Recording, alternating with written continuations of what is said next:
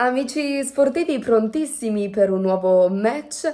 Il servizio di oggi è gentilmente offerto da Gam SRL che si trova in via della Tecnica 21-23 a Montecchio Maggiore. Un grazie anche a Lubest con sede a Mazzano, Brescia, in viale Enrico Mattei 7F.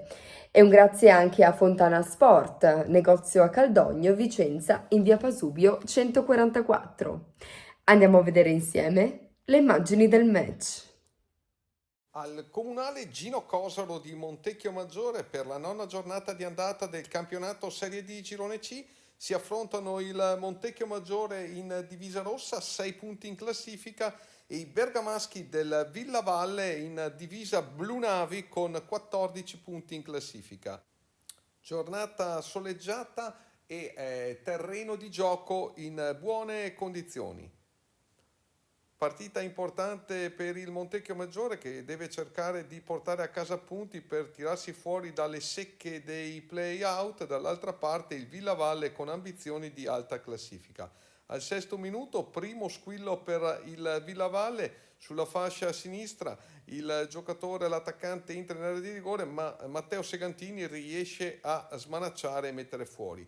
Ottavo minuto, lancio millimetrico di Herman Thomas che pesca Luca Manarin, mette la palla a terra ma si allunga per un attimo il pallone. Minuto numero 12, Samuele Lovaglio si mette in controproprio, lascia partire un cross dove per un non nulla Manarin non riesce a concludere. Dall'altra parte Matteo Segantini sventa in due tempi un tentativo degli attaccanti del Villavalle. Al minuto numero 18, primo episodio dubbio in area di rigore del Villavalle, Pietro Faccio, come vedete, anticipa il proprio diretto avversario, gli sposta il pallone, su di lui interviene in maniera decisa il giocatore del Villavalle, colpisce pallone e gambe, ma il direttore di gara ben posizionato lascia correre. Minuto numero 20, ammonito il numero 15 Valenti del Villavalle per un fallo in stop promission attack.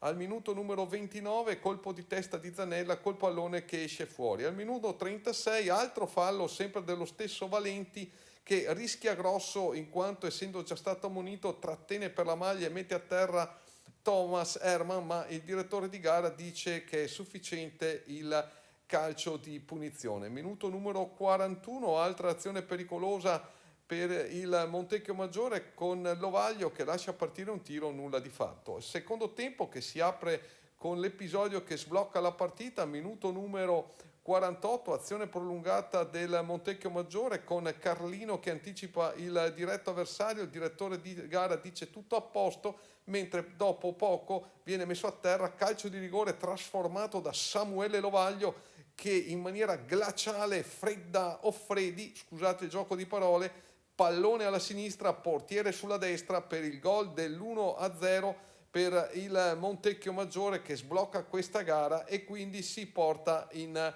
vantaggio, terzo gol stagionale per Samuele Lovaglio. Prova a reagire il Villavalle con un colpo di testa sugli sviluppi di un calcio d'angolo, ancora al minuto numero 65, ancora il Villavalle in attacco, ma Gregorio Zanella riesce ad anticipare. Brutto episodio sempre nello stesso minuto al 65esimo, in quanto in area di rigore, come vedete dall'immagine sopra evidenziata, viene colpito a pallone lontano Gregorio Zanella con una gomitata, momenti di tensione e di apprensione per il giocatore, il capitano, in quanto ha avuto degli spasmi, fortunatamente poi si riprende tutto a posto, però brutto episodio il gesto che ha compiuto. Minuto numero 76, proteste in area per un fallo presunto su un attaccante del Villavalle che cerca il gol del pareggio, ma il Montecchio Maggiore tiene botta e al minuto numero 91 arriva il raddoppio